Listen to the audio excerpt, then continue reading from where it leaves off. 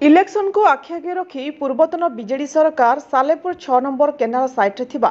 सरकारी जमी रे इलेक्शन पूर्व सालेपुर विधायकों करकमल रे नूतन बसस्टाण्ड शुभ शिलान्यास होइथिला 7,86,22,699 टंका 13/3/2024 रु काम आरंभ हेबो बोली बोर्ड मरा जाइछि। सालेपुरवासी भाबिथिले जहा हेउ बहु दिनर अंत घंटिला एठी सेठी आता पिंधारे आउ ठिया हेबाकू पड़िबनी बस रे जीवा आसवा करुथबा यात्री एथर नूतन मो बस स्टैंड रो छिड़ा होई हेबो हेले कोन हेबो कॉन्ट्रैक्टर खाली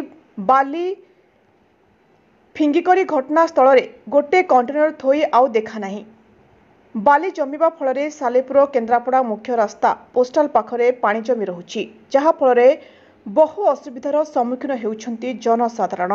वर्षा दिने डेंगू मलेरिया रोग माडुथिबा बेले ए पानी डेंगू मशा तैयारी करिवार मुख्य भूमिका नेबो बोली आशंका करा जाउछि। जनसाधारण कहिबा कथा मो बस स्टैंड तैयारी करिबाकू नेइथिबा संस्था तुरंत काम करी बस स्टैंड तैयारी करिदेले बहु दिनर सालेपुर वासीको आशा पूर्ण होई परंता। सालेपुर एक समृद्ध अंचल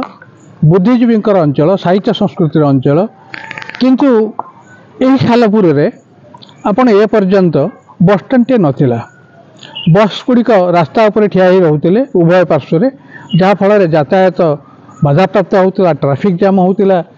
साधारण लोक जीवा आसा जहाँ फल दीर्घ दिन समस्या यहीपरी लगी रही जिते बड़े स्थान में बस स्टैंड निर्माण करने प्रस्ताव आसला से शुभदान करागला पूर्व सरकार समय फलकटे लगागला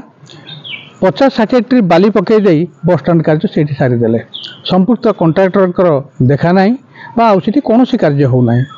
एवं बाली पका जीवारु मुख्य रास्ता कटक चांदवाली रास्ता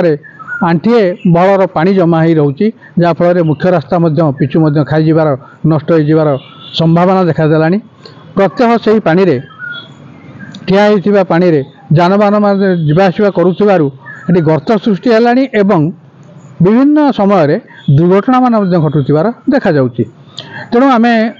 राज्य सरकार सदय दृष्टि आकर्षण करुछु आपण मानक माध्यम रे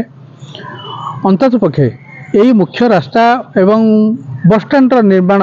करा जाय सालेपुरवासी को एवं सालेपुर बस स्टैंड पर निर्भरशील करुथिबा 3-4 जिलार अधिवासी को